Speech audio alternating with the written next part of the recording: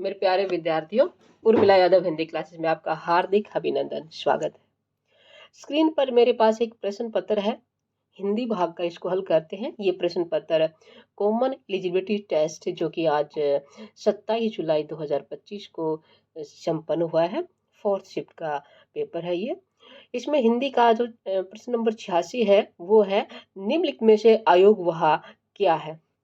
तो अयोगवाह हिंदी में दो होते हैं और वो है अंग और अह। पहला विकल्प इसमें बिल्कुल सही है। दूसरा है यानी कि प्रश्न नंबर 87 है, स्थूल का विलोम शब्द क्या है, नश्वर, चेतन, सूक्ष्म या फिर जड़। स्थूल का विलोम शब्द होता है सूक्ष्म। क्या होता है? सूक्ष्म। सी विकल्प इसमें सही है। अगला है, वागी शब्द में संधि विच्छेद कौन सा। संधि शब्द वागीश और इसका संधि विच्छेद बताना है हमें। मैं बता दूं आपको, ये व्यंजन संधि है और वाक प्लस में ईश होता है। ईश का अर्थ होता है भगवान और वाक होता है वाणी। तो इसका तीसरा विकल्प सही होगा। तीसरा नहीं, सॉरी, माफी चाहूंगी। वाक प्लस में ईश क्या होगा? वाक प्लस में ईश होगा। वाक यानी कि वाणी, ईश भगवान, वाणी का भगवान। ठीक है, वाक प्लस में ईश। लघु ई नहीं आएगा, दीर्घ ई आएगा, इस बात को आप ध्यान दीजिएगा।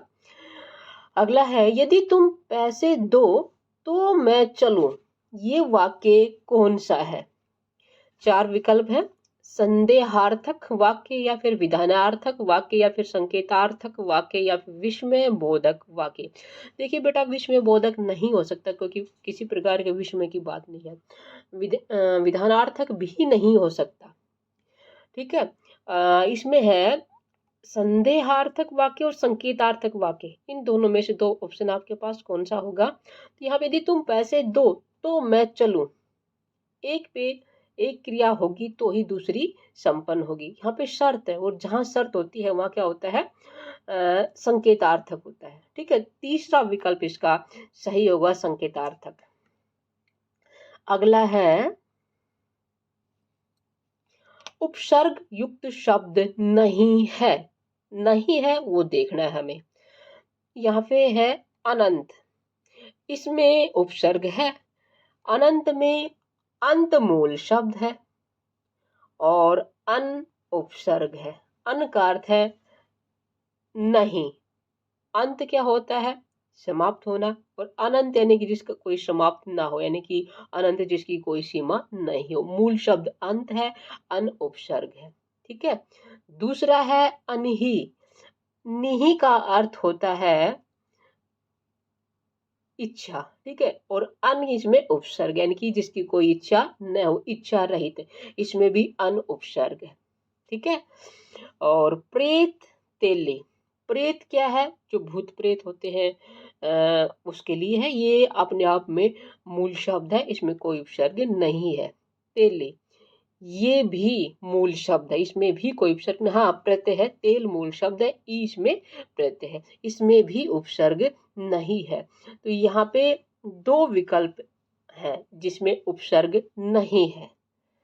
ठीक है, अब एग्जामिनर क्या देखता है मुझे नहीं पता, लेकिन दोनों शब्द सी और डी, इन दोनों में ही उपसर्ग नहीं है। अनंत में अनुपसर्ग है, अनही में भी अनुपसर्ग है। अगला है, शकुनी शब्द का किसका पर्यायवाची है? शकुनी युवक का, देवता, पक्षी या फिर खग। शकुनी खग का यानी कि पक्षी का पर्यायवाची होता है बेटा। ठीक है, अगला है, पहरा, रात को पहरा देने वाला, वाक्यांश में पदबंध कौन सा है? भाई, रात को पहरा देने वाला, वाला तक आ रहा है यानी कि विशेषता बता रहा है, तो कौन सा होगा? विशेषण पद होगा। क्रिया नहीं हो सकता, सर्वनाम भी नहीं है, संज्ञा भी नहीं है, विशेषण पद है, पदबंध है ये। रात को पहरा देने वाला यानी कि वाला तक हमारा जो रेखांकित शब्द है, अंडरलाइन है, यहाँ पे विशेषता बता रहा है, इसलिए विशेषण पदबंध होगा। अगला है, रति सम रमणीय मूर्ति राधा की, पंक्ति में अलंकार कौन सा है? अनुप्रास, उपमा, रूपक या फिर यमक। स्पष्ट दिखाई दे रहा है, सम वाचक शब्द आया है, जहाँ सी, सा, सम, सरिस के समान ये जो वाचक शब्द आते हैं वहाँ कौन सा अलंकार होता है? उपमा अलंकार होता है, यहाँ उपमा अलंकार है। ठीक है, आगे देखने की आवश्यकता नहीं है, सम आ गया है तो हम क्या करेंगे? उपमा अलंकार। अगला है, निम्नलिखित कथनों पर विचार कीजिए। जिस वाक्य में एक उद्देश्य और एक विधेय हो उसे संयुक्त वाक्य कहते हैं। नहीं बेटा, ये गलत है। एक उद्देश्य एक विधेय वो तो संयुक्त वाक्य नहीं होगा, सरल वाक्य होगा। जिस वाक्य में एक प्रधान उपवाक्य और एक से अधिक आश्रित उपवाक्य उसे मिश्र वाक्य कहते हैं। ये भी बिल्कुल सही है। और जिस वाक्य में दो या दो से अधिक साधारण वाक्य या फिर प्रधान उपवाक्य किसी योजक शब्द से जुड़े हों उसे संयुक्त वाक्य कहते हैं। ये सही है। ऐसे उपवाक्य जो प्रधान उपवाक्य या आश्रित उपवाक्य के समान अधिकार वाला हो उसे समान अधिकार उपवाक्य कहते हैं। ये भी सही है। तो कौन सा विकल्प इसमें देखना है हमें, कौन सा सही है ये बताना है।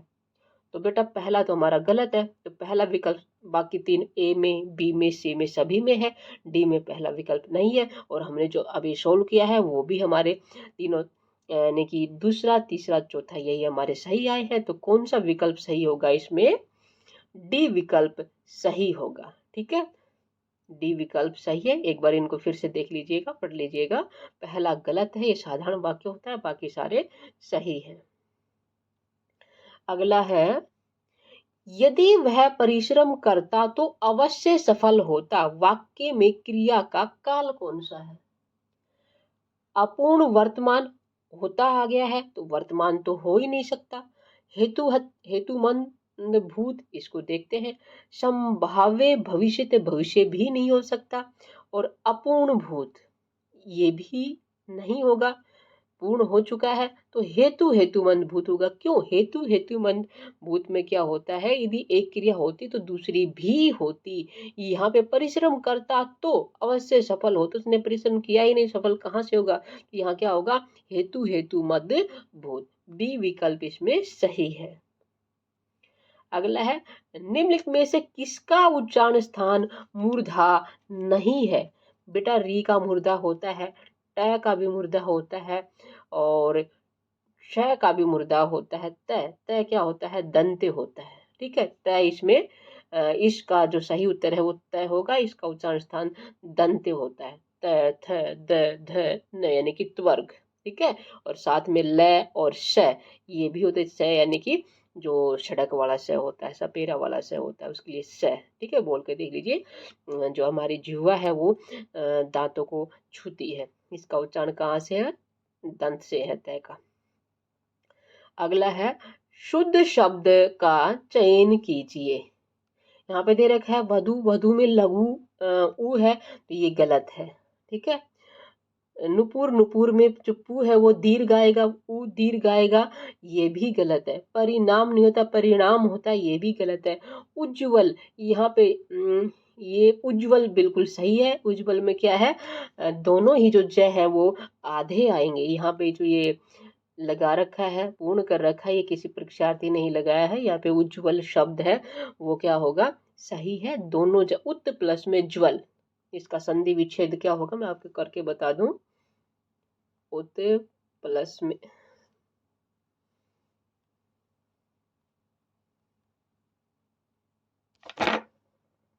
व्यंजन संधि है। यहाँ पे क्या होगा, तय के बाद यदि जय आता है तो तय अपने ही वर्ग के तीसरे वर्ण में बदल जाता है। तय थ, तो क्या हो जाएगा, द की जगह ये तय संबंधी नियम लागू नहीं होगा। यहाँ पे ये हो गया, यदि तय के बाद जय आए तो तय जय में बदल जाता है। जैसे तय के बाद ल आता है, तय ल में बदल जाता है। ऐसे ही तय के बाद यदि जय आता है तो तय जय में बदल जाता है। तय आधा है तो जय भी आधा होगा, और ये जय पहले से ही आधा है तो उज्ज्वल में दोनों ही जय कैसे आएंगे, आधे आएंगे, यानी कि स्वर रहित आएंगे। ठीक है, तो उज्ज्वल यहाँ पे बिल्कुल सही है। अगला है, प्रतिष्ठा प्राप्त व्यक्ति वाक्यांश के लिए सही शब्द है। लब्ध प्रतिष्ठित, लब्ध प्रतिष्ठा, लब्ध प्रतिष्ठ और सम्मानित।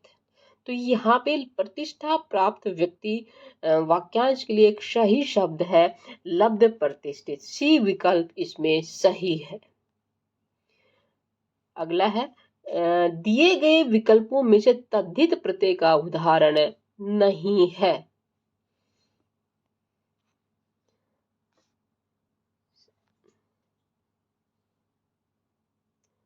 पहले प्रश्न नंबर 100 देखते हैं।